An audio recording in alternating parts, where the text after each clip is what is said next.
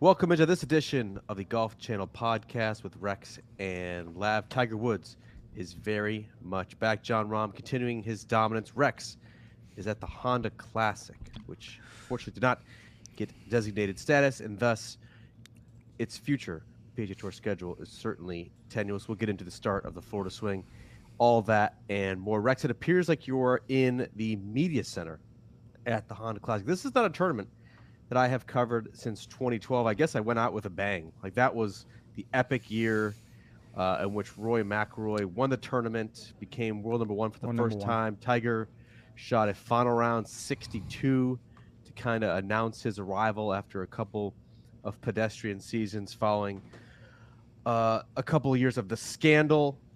What's it like to be back at PGA National for this tournament? You look well. You look tanned. Yeah, it's warm. It's Florida Swing. This is what we should probably get used to. You're gonna lather on a lot of sunscreen because your pasty white complexion it's just lighting. No, you're trust me, you're pasty white. I've seen it before. Now that you mentioned rosacea, for God's sake. You mentioned the Tiger year, the Rory year. Man, that seems like a long time ago. Metaphorically, it was 11 years ago. Can you time-wise? Like, I remember that distinctly.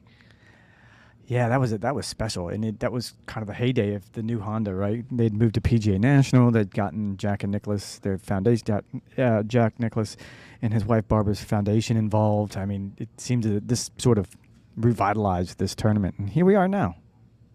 Here we are Not now. Revitalized. It seems markedly different. Not a single top 10 player in the world is teeing it up this week at the Honda. Not altogether surprising, I must say, after back-to-back designated events on the PGA Tour in Phoenix, and then Riviera will certainly be getting into the happenings at the Genesis Invitational here. And now you have two upcoming designated events, Bay Hill and the Players Championship. This is kind of the way it's always been, right, Rex, with the PGA Tour schedule. Now it just has an official name, designated or non-designated. To me, though, with so many players centrally located in Palm Beach County, weather is typically not an issue at this tournament. Does it feel like just a matter of time until this becomes a designated event, or does it just straight up need to have a different time in the schedule and not be part of this rush into the Masters?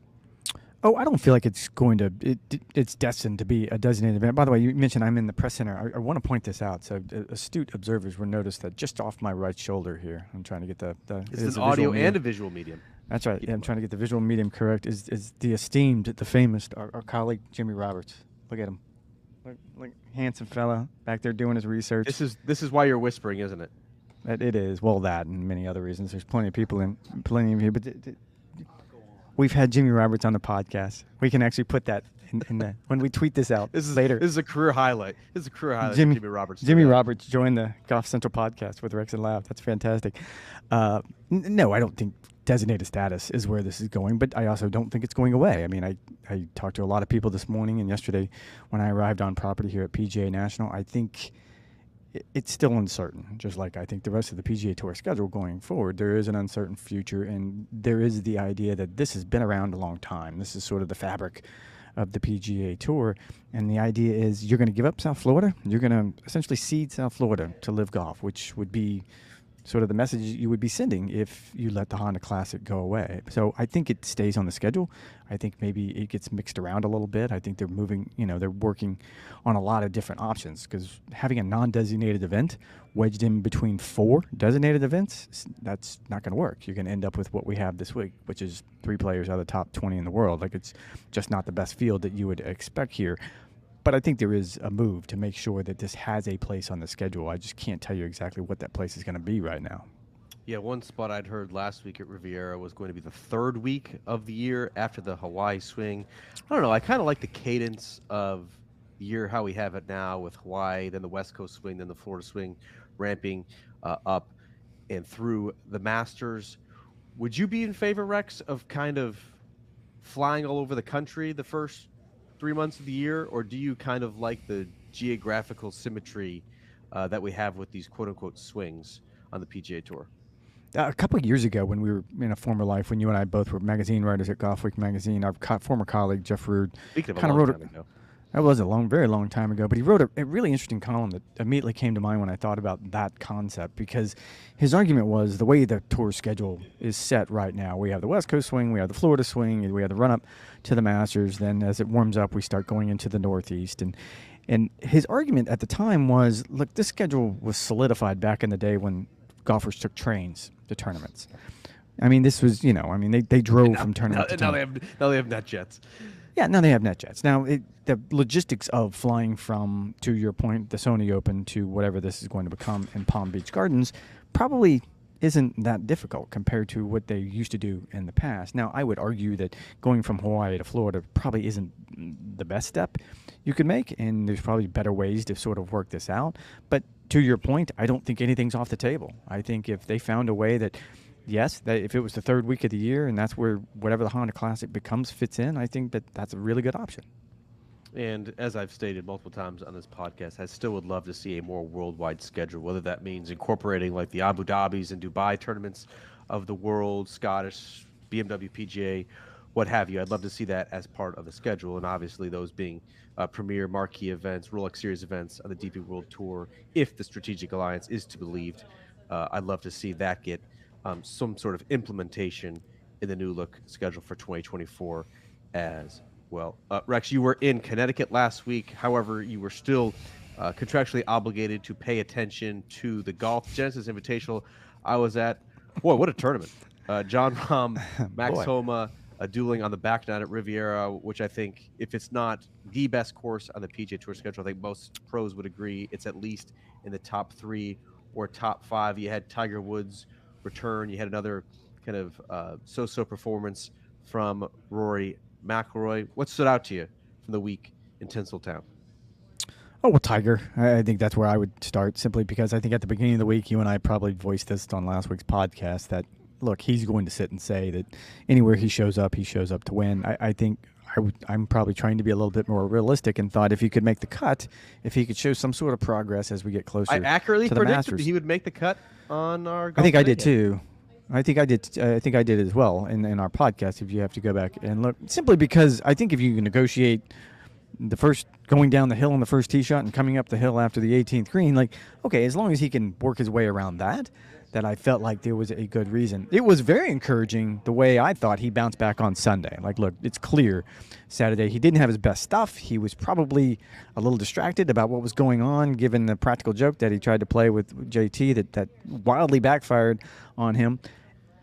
I liked the way he was able to kind of pull things together on Sunday, post a decent round. Things together. He shot 73. Well, but I mean, I would still argue that about Saturday. Saturday was a 67. Yeah, I'm sorry, Saturday, after what happened on Friday. I think the way he was able to pull himself together on Saturday show us that, yes, he still has that in him. He can do that physically on what is not the easiest golf course to walk. I thought that was the most encouraging part for me, apart from the actual competition. Yeah, we're not going to talk about that prank because you and I do not want to get canceled on this here Golf Channel podcast with Rex Lav. For all the takes, feel free to check out Twitter. No, I was on the pregame show on Friday, and I would encourage anyone to go listen to Cara Banks, our colleague. And she did a really good job of addressing it. And every time someone has asked me, I've just kind of deferred to that. Like, look, this was important to her. I think her voice should resonate here. So if anyone's curious, that's the voice I would refer you to. Yes, Cara Banks and Brandon Chambly, a very enlightening 3-minute conversation. I believe Awful Announcing is the one. That was, we're not talking about the Awful Announcing as in that was the company. It was on. Media company, Awful Announcing. Good save. Way to save yourself. That's good. Please go find that on Twitter for takes about that. When it comes to Tiger Woods, and you and I talked about it, I believe, on the Golf Today hit, and then also in the preview podcast, it's not whether Tiger Woods can still play golf. Like, I think we get kind of lulled into the sense that, oh, he's 47 years old, his body is completely broken, like this guy has little to nothing left. That is not true whatsoever. He is capable, if not more capable, than nearly everyone on the PGA Tour of hitting the shots. The trajectories, the shot shapes, the speeds, like, they are all there. For 72 holes in competition, however, it is not. We see it in glimpses, we see it in flashes, we see it in spurts throughout the course of a round, and yet he does not sustain it for either the entirety of the 18 holes or certainly in the 72 holes. And one of the predominant themes last year, Rex, in the 9 official rounds that we saw him was, okay, he can get through and make the cut. Of course, the St. Andrews he did when he was undone by an opening 78, but then he kind of wore down on the weekends. Some 78s, some 79s, didn't even make it through all 72 holes at the PGA Championship. So that is what I most wanted to see this week, first and foremost, was did his effort, effort tail off? Did his pain threshold increase? That was two things that I wanted to see, and I thought that's why the 67 on Saturday was a really good indication that, hey, he's in a better place physically than he was 7 months ago at the Open Championship. I thought it was a little bit of a setback on Sunday. Did not walk nearly as well. Shot 73. Didn't hit the ball well. Continued to putt poorly on the greens. And if you kind of have a glimpse into how he was feeling, both his club head speed and his ball speed tailed off in the final round, which to me was a telltale sign that the toll of walking, it wasn't just 72 holes, it was 90 holes, including the Pro-Am, had begun to take its toll. So that was what I wanted to see first and foremost. And so I did think there was progress there, but only slightly over the past 7 months. I mean, I think that's fair, and I think that's what we're going to continue to look at, right? That's the bar that he's going to be measured. Not so much can he win or lose, can he top 10, can he miss the cut, whatever the case may be. How does he physically look as the round wears on? I think we've talked about this before. I was taken aback, shocked, wide-eyed, shocked when I saw him Friday afternoon at the Masters last year. That once the cameras were away and once he was kind of out of public sight, how you could suddenly see the physical toll. Like, it was painful for me to watch him try to climb those stairs to the champions locker room. I mean, he was looking like that on Saturday. He was walking. He was like sideways to get down from the media center podium down to the live shot with Kira K. Dixon. Like it's. I still think it's a bit performative of how he acts inside the ropes to not let on as much pain as he is clearly feeling in the discomfort that he's feeling after the round. No, I think that's fair. But I think this goes to who he is. Like, he never wanted to show a weakness, right? Like, he never wanted to talk about injuries. He never wanted to give those he was competing against even a glimmer of hope. And in his mind, I still think that's the way it works. If he can remain upright and make it look like he's 100% healthy, he's going to do that as much as he can. I don't know how much he can. I thought last week was a good test. I guess I would flip it on you. You were there. You watched him. You heard him talk. Now the speculation going forward. Clearly, he wants to ramp up and get ready for the Masters. Is there any chance that we see him before then, whether if that's at the Players or Bay Hill? Oh, I certainly think there's a chance. Bay Hill, certainly not. The Players' Championship is his one and only shot to play again before the Masters. That's anywhere from 25 to 50% chance, I would say. A lot depends on how specific. He recovers. Yeah, 25 to 50%. It's 50-50 chance, and probably a little bit less than that. It really depends on how he feels coming out of the Genesis Invitational. As we've mentioned several times, this was the first time that he had walked 4 consecutive days in the past 7 months. And so a lot's going to depend on how his body responds to treatment. If he's in just utter agony this week, that does not portend well for him being able to tee it up again in 3 weeks' time at TPC Sawgrass. I think things working in his favor, Rex, is that TPC Sawgrass would be one of, if not the easiest walk of the entire year. Obviously, Augusta National, we know about the hills there. It could be certainly very cold at the PGA Championship. LACC is a brutal walk. It's been described to me. Could be cold at TPC. I mean, the March players could be cold. We've seen it plenty of times over the course of the year. Yeah. It also could snow, however, at Oak Hill. LACC has been described to me as a more rigorous walking test than Augusta National, which I did not think was possible. Then you obviously have the hills, the mounds, the undulations, the little hollows of walking a Open Championship test at Hoylake. And so from that standpoint, physically, it's going to be the easiest test that he can have. And I think deep down, Rex, and I wrote about this a little bit on Sunday night for my game story, pairing that with John Rahm. Deep down, Tiger Woods has to know that to seriously compete at the Masters, I don't just mean make the cut and finish T45. To seriously contend, he has to sharpen up his skills. Can that be done on the range at Medalist? Sure. And he says he can hit balls. Can that be tightened up a little bit while zipping around in a golf court golf card and medalist playing with JT, Rory, and the like? Probably a little bit. But to elevate his game in a manner that it's going to require him to do at Augusta National and golf's most exacting test, he has to be sharper with his scoring clubs. And the only way to do that is in tournament competition. So I think if Tiger Woods is being honest with himself, he will recognize the need to play one more time. The question is whether he can physically handle it, the 90 holes that it would likely take to get to the Players' Championship. I don't think he needs to recognize it. I think he's known it all along. I mean, striking the balance between making sure you're competitive sharp for those 4, 5, 6 times a year that he's talked about repeatedly, that is going to be his future schedule. Like that's going to be it. He's not suddenly going to reach a tipping point and say to himself, oh, wow, I feel great. I'm going to go out and play 15 this year. That's not going to happen. You have to find a way to peak for those 5 or 6 times a year that you want to go out. And he hasn't found that formula yet. Like physically, his body just has been allowed to do it. Now, I did talk to someone inside his camp who pointed out that his short game was very, very sharp. That they feel like his short game, because of what he's able to practice when he's home, where he's able to focus his energies, is close enough to being competitive that he could go out on the PGA Tour and contend. Now, the rest of his game... It certainly didn't look that sharp at Riviera. The best part of his game was his iron play, which is always the hallmark of his game. He lost strokes to the green, both around the greens and on the and greens. I would argue that probably has never, more to do with the idea that the short game area behind his house is not Poana. Like there is something to be said for it had been a minute before he had actually had to play off that type of grass, and there is something to that. And so I would argue that you'll probably get a better indication if he does play the Players' Championship. Like, I mean, my guess is you see it there, you see it at Augusta, you certainly see it going forward. But yeah, you're right. Finding that balance is going to be the trick, and I don't know if he can do it, if I'm being honest. So the question that we need to answer on this podcast, the reason why people are tuning into this post-Genesis Are we going to answer it? podcast, the question is, can Tiger Woods win again? Can Tiger Woods win, and will Tiger Woods win again? What's the answer? I don't want to do that. Why? I mean, that's the stupid talk radio thing. No, I don't want to do that. Can he? Of course he can. Like, I'm not kidding. Like, we talked about this last week. I would say the overwhelming response after seeing Tiger Woods play golf last week is, oh yeah, Tiger Woods can win again. Brandel Chambly said it on Golf Central. I believe it was on Thursday. After the opening round, he said he. Did you see something that really leads you to believe that? I don't think you do. I don't buy that. Like, is it encouraging he made the cut? Is it encouraging that he seemed to play his best golf on Saturday when normally you would think that he was more tired and hurt and anything else?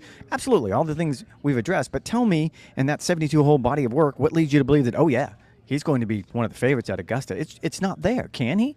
Absolutely. I'm not saying he cannot. Like, I'm not doing that thing. But come on, where are you coming up with, oh yeah, he'll win again? That's not happening. I'm with you. I honestly, I don't see it. I understand. It's almost like a default answer of, oh, he's Tiger Woods, of course he can win again. And I don't want to be accused of being a hater on this podcast. However, when you just look at the facts of the situation, his age, he's 47. You look at his body, it is falling apart. I look back to the 2019 Masters, and that was kind of this Hail Mary bid. Hold on, I want to mark to clip that, his body falling apart. Make sure we clip that. It is. There's no other way to describe it. However, in 2019, when he won the Masters, Rex, Tiger was building towards that. He had 5 warm-up events before he got to Augusta National that year. He played well in his final start at the match play, RIP Austin Country Club, where he beat Roy McIlroy head-to-head. Like, things were building, and it still took, to use his words, lightning in a bottle to win 4 years ago at Augusta National. So when you look at it now, his ball speed's down, his club head speed's down. At the Masters in 2019, all he was worried about was his back. Now his back is still fused. It's still causing troubles.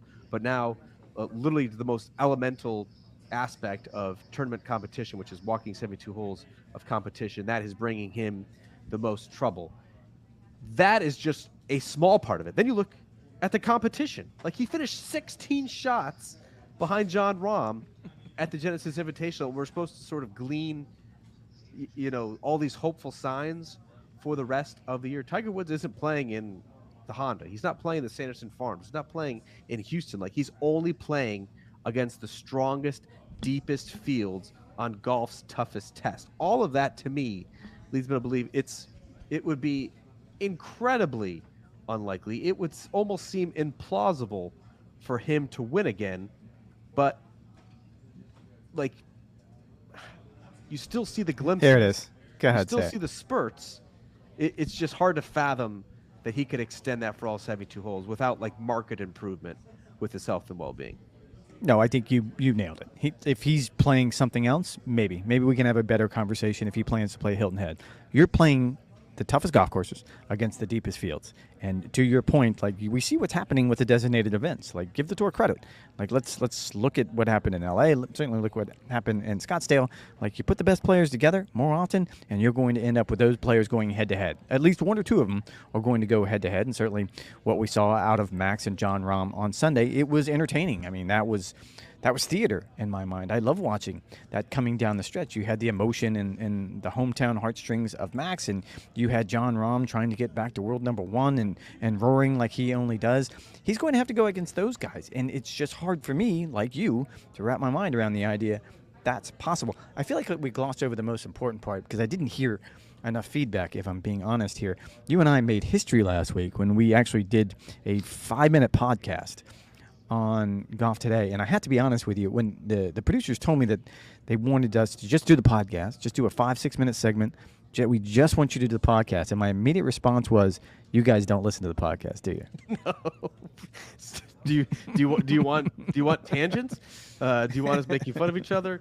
Do you want it to be completely incoherent rambling? That's exactly what we're doing on the podcast. I must say, you started with internal combustion, by the way, yes. so that's a TV first as well. And I apologized for the farting reference to the folks in 7B as well. I was a little bit unnerved with that hit, not just because I was like 30 feet away from the first tee, people were teeing off, I needed to be quiet, but also I was on a delay. I didn't have a return monitor, and I sometimes forget that I'm actually on camera for these things, and so the entire experience was a little bit unnerving. I really don't want to do that again anytime soon. You actually mentioned the designated events, and people are like, oh, like these designated events are really awesome. And I always used to think back when I would watch or I'd cover like the old WGC events, whether it was in Akron or the one at the concession a couple years ago. Like this is exactly what's supposed to happen when you get the best players in the world together. Like you're supposed to have a leaderboard that makes you go wow. And yet I would still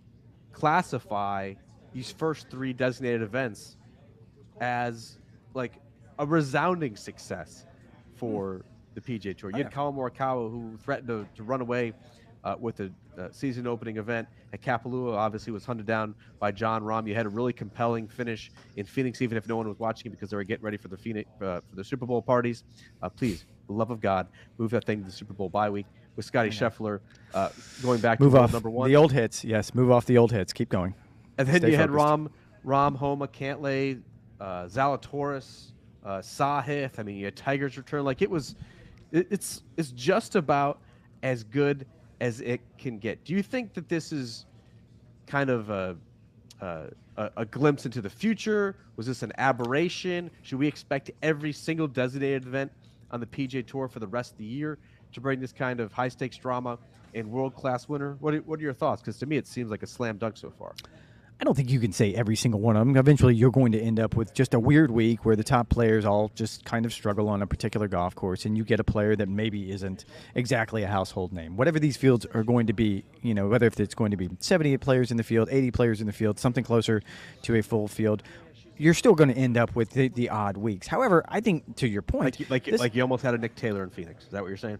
Exactly, and I don't know if that's terribly bad because I think in the place of Nick Taylor, that still would have been a cool story to talk about. Oh, Nick Taylor, looked Jon Rahm in the eye and beat him, and Scotty Scheffler in the eye and beat him. That being said, I think this is very much a proof of concept. Like if you build it, they will come, and I think the alternative is what we have this week at the Honda Classic, that you were going to have such distinctly different tours now. And I was talking with players on the range this morning about it, where it's starting to sort of hit home. It's starting to dawn on everybody, whether if you're 125 on the money list or if you're first on the money list, that there's going to be 2 very distinct tours. One of them is going to be the Stars, and we're going to end up with what we had the last 2 weeks, and the other is going to be probably what we end up with this Sunday. Now, these players, even if they are playing in the Honda Classic, are still being well compensated for their efforts, are they not? I mean, we're looking at an $8.4 million purse. The first place is somewhere in the $1.5 million range. These are opportunities to build momentum. It's an opportunity to prove yourself on a very difficult golf course. It's an opportunity to shore up your card, give yourself a little bit of breathing room. I think every player in the field is looking for something different. I just don't see what the issue is. Absent what I think you and I both would agree is the best vision for what the tour could look like, which is 25 to 30 events, huge purses, all the best players playing every single time, and you know where to find them. Absent that, which the tour is not going to go into that model, this is just basically making official what we already know, isn't it? That this is a tour of the haves and the have-mores, and there's a little bit of something for everybody. I don't really see the issue with that. It's just basically has an official title now.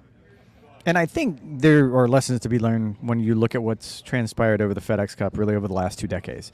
Like, they have changed that thing on the regular. I mean, they've adjusted the points, and they've adjusted what the playoffs look like, and they've adjusted how many players qualify for the playoffs. I think you're going to get the exact same thing here. Like, trust me, whatever next year's schedule looks like when they finally get around to showing it to us, that's not going to be the finished product. That they're going to continue to tinker with that. I had a really good conversation with a player this morning. I'll say his name, MJ Duffy, who said he actually sat down. Your boy. My boy. Like, and he's kind of outspoken, and I find him to be very thoughtful, and he has sat down with the tour official, Andy Pastor, and they kind of gone over the idea that you just pointed out. Like, look, if the top players are playing in these designated events, and those purses are huge, by on average $20 million each, that's the reward. Like, what the whole point of this was to answer the threat that is LIV Golf. Let's find better ways to compensate the top players. And you're doing that. And we're seeing it week in and week out now that we've got 3 of these things under our belt. MJ countered with an idea that I thought was fascinating. Don't reward them with more FedEx Cup points. Because as it stands now, the idea is the designated events would get however many more, whatever number you want to times, exponential. Like, whether it's 2 times or 1.5 times the FedEx Cup points. Like, make the FedEx Cup points the same for every event. Outside of the Players' Championship is obviously, an outlier. I would say the Invitationals are probably going to be an outlier. But like the comparison in this would be, and I actually agree with this, would be Scottsdale to this week. Like, the top players are playing Scottsdale because you put up a bigger purse, and they want to be compensated better. Don't make it easier for them, and don't widen that gap of what we're sitting here talking about, the have and the have-nots, by giving them also 2 times the number of points, because then it truly will be sort of a closed tour. You will not give anyone. I kind of went on Golf Today this morning and did a report that, look, it's not a great field here this week, but you would argue that this is an opportunity for those players who aren't in the designated events to play their way into a designated event. Now, they're going to have to map that out and make that a little bit more clear, but you can have a player who shows up this week, MJ Duffy, whoever the case may be, who people don't know, and they could win.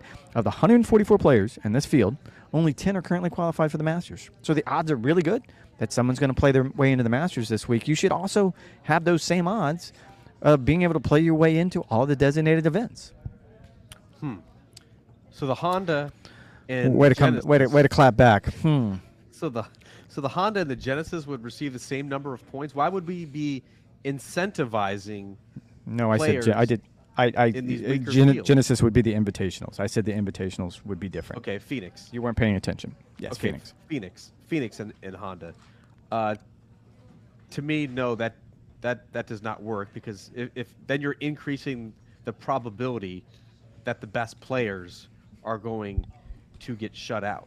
If you want to make it so it's not a close shot, so? which I think how you so? and I. No, explain that. How so? Because if a guy is mopping up and finishing in the top 5s in the Hondas of the world, or the Valspars, or the Valeros, or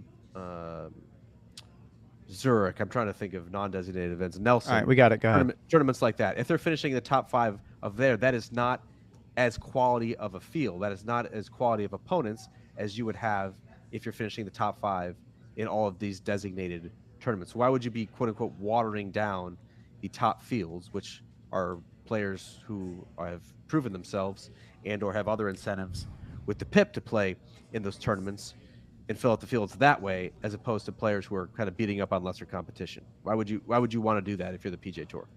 Because if you don't do it, you end up inching towards something that's closer to a closed shot. And I would argue Not so. that no one wants to see that, because what you end up with, if you don't give these players, whoever these players are this week at the Honda, we can sit here and go through the list. If you don't give them an opportunity to, let's say someone wins this week that isn't among those designated events, and in theory they would qualify for the Masters, and in theory they would qualify for the Tournament of Champions, and yet somehow they wouldn't qualify for next week at Bay Hill, you're creating a divide that I think is above and beyond what they're trying to answer here. They're not trying to create two tours. That isn't what this is about. They're trying to ward off a threat that is LIV Golf and compensate the top players better. By having the larger purses, the smaller fields, everything that's going into the designated events, you're doing that. So why on top of all of that would you create a greater wedge on this tour, which separates your potential Wills? Who's the next Will Zalatoris? Who is the next Scotty Scheffler? You want to still give them an opportunity to play well. And by playing well, that doesn't mean you've got to win 5 in a row. I mean, I think winning this week in the Honda Classic would be a good indication that maybe they should be in the field next week at Bay Hill. I like that you're whispering now, as if MJ Duffy can possibly hear you. He's sitting right there. It's right there. My point more, and obviously this is still being discussed, and there's actually kind of a breakdown right now on golfchannel.com. You can read it. Brentley Romine, our colleague, went through what it could look like with designated fields. He makes a couple of good points, and there are a couple of things I would disagree with. I think tournament winners on the PGA Tour, whether they get into I wouldn't just have them get into Kapalua anymore. I wouldn't just have them get into the Masters. I would say if you win a PGA Tour event, non-designated or otherwise, you are now exempt into the designated tournaments. I think you and I talked about it on the podcast last week. I would have some sort of cutoff point where the players on the FedEx Cup standings not already eligible, the top 3, the top 5, whatever you want to do, kind of have that running points list. Those guys would then be exempt into Bay Hill and kind of have these these carrots that you're dangling throughout the course of the tour season. That way you're getting the hottest players, even if they're not in the designated tournaments. If you're getting the hottest players in these non-designated tournaments more opportunities. There's a big that's all I'm difference saying between limited fields and closed shop. No one that I've talked to, any PGA Tour player, wants to have a closed shop. First of all, I think it'd be boring to be playing against the same thing. It's basically a bloated LIV model.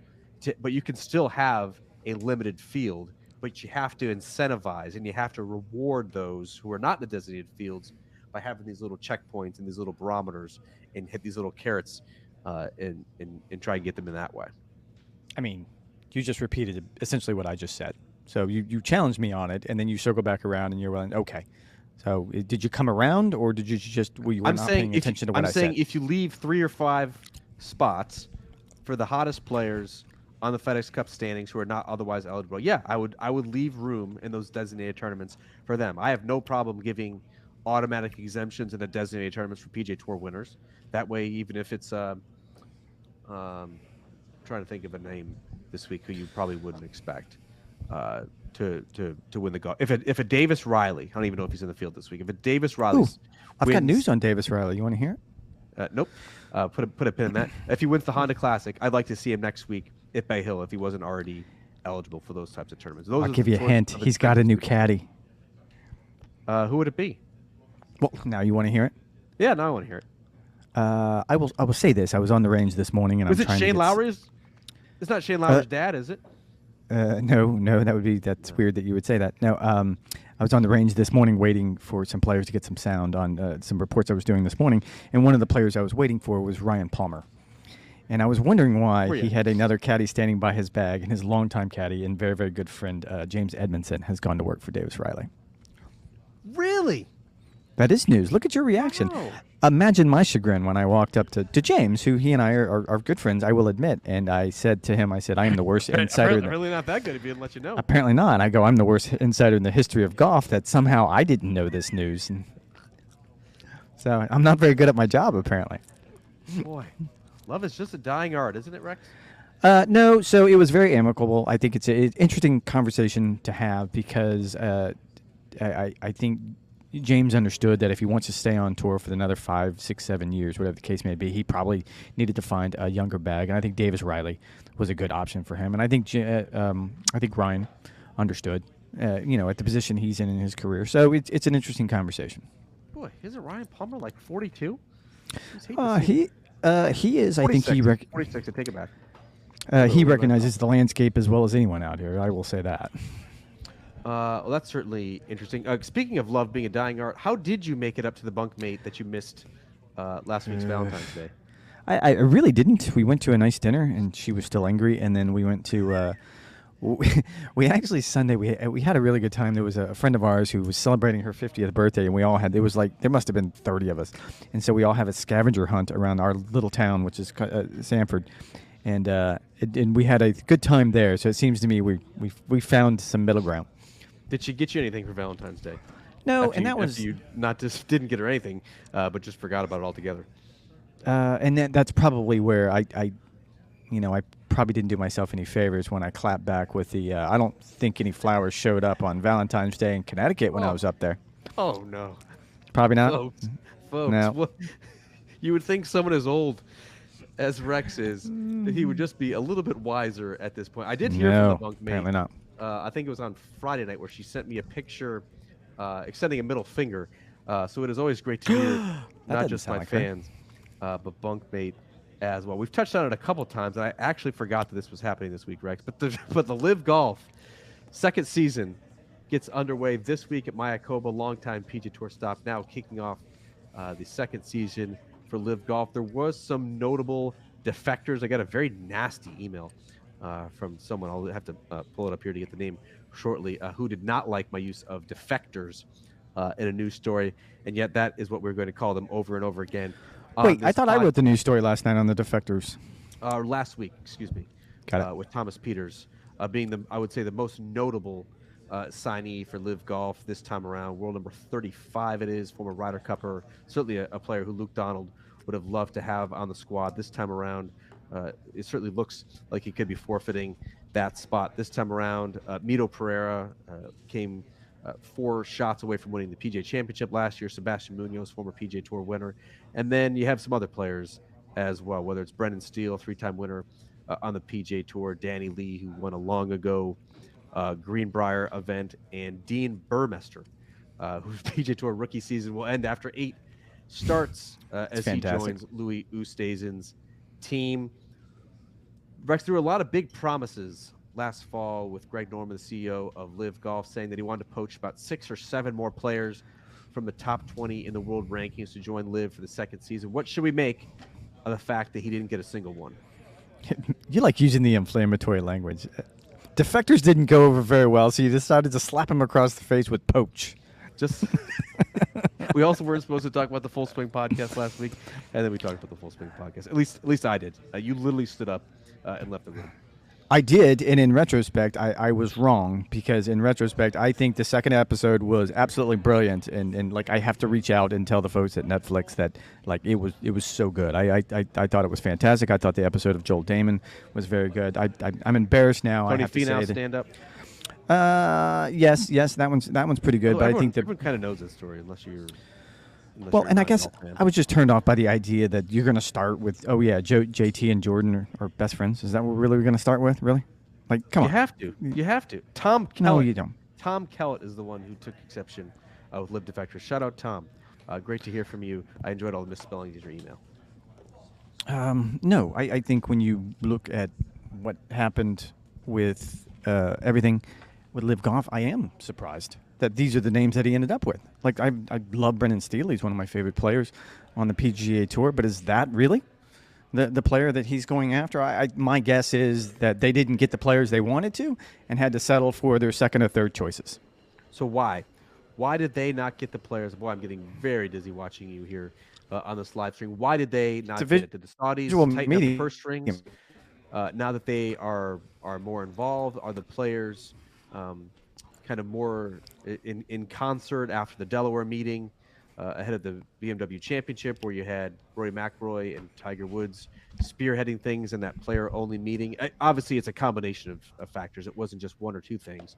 But what do you think is the driving force by the fact that LIV signings here were certainly underwhelming? Well, again, I think there was probably some players that they wanted. I mean, we keep hearing the rumors. I mean, I'm hearing that they continue to go after Patrick Cantlay. I'm hearing they continue to go after Hideki Matsuyama. And whatever offer that they have offered just isn't either good enough, or those two players have no interest. And so I think the idea is this is like a draft, right? So you have your draft board. These are the players I want to go after, and if I don't, then who's up next? We're gonna shoot for first round guys with first round potential, and instead we're getting the Brock Purdy's of the world who are Mr. Irrelevance. Probably, and in this particular case, I mean, Brendan Steele is represented by the same firm, management company as Phil Mickelson. They've been friends for a long time, so Phil probably needed to fill out his team, and that's what they ended up with. I mean, is Phil trying to field the worst team possible? He has Cameron Tringale and former U.S. Amateur Are they trying to lose? James Pyatt with Brendan Steele. Like, is he? Hey, there's Rambo. We had a delicious dinner. Shared dinner the other night. Is he trying to lose? Like, there are financial incentives to performing well on LIV Golf. I know trying to lose. I know no one's watching, and I know no one particularly cares. But like, there seems to be a talent disparity between Phil Mickelson's team, Kevin Na's team, and like DJ's team or Brooks's team. Like these things are not created equal. Well, and you look at Carlos Ortiz's team. It seemed like he got better, like dramatically better. I would say Mito is very much an upgrade. I think Sebastian Munoz is also going to be on that team. It's Neiman, Munoz, and Mito. Sergio's team is stacked as well. Sergio, Abe Answer, Carlos Ortiz, and Eugenio Shakara, who I'm very bullish on for future prospects. And look, this is the transaction. We've talked about this. This is what I think is the interesting part of LIV Golf, whether or not whatever it becomes, whatever version of it we see in the future. When you talk about sports fans, like they love the transaction. Like I love the NBA offseason more than I love the regular season because we're talking about what players are going where. And here we are talking about what players over the offseason decided to sign. And you're right. I mean, Phil Mickelson's signings, you would have to say, at least from a competitive standpoint, are very underwhelming. Again, I think the product is what they can produce right now, right? Like, I'm sure they'd love to be able to give you a better product. I'm sure they'd rather give you a more competitive team. Just no options right now. Very interesting indeed. Thomas Peters.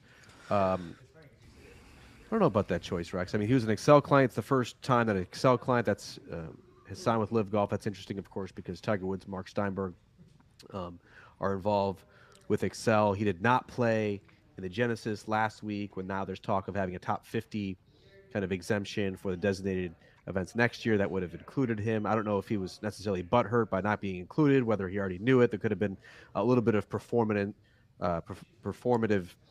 dancing going on social media, but I do think that is a potential blow for Luke Donald's Ryder Cup team. Thomas Peters has not performed well of late, but his pedigree is well established. Rex, what are you getting into this week at the Honda Classics? That's all we have to talk about. We already talked about the field. We already talked about designated events. We talked about Tiger. We talked about LIV. But please, are you going to go hit the town in Palm Beach? I am going to hit the town. Actually, we're scheduled to go tomorrow night to the woods with a bunch of us. You just saw some of the crew walk by. John Faco will be joining us. Chris Datras, our producer. And who? Who's coming along?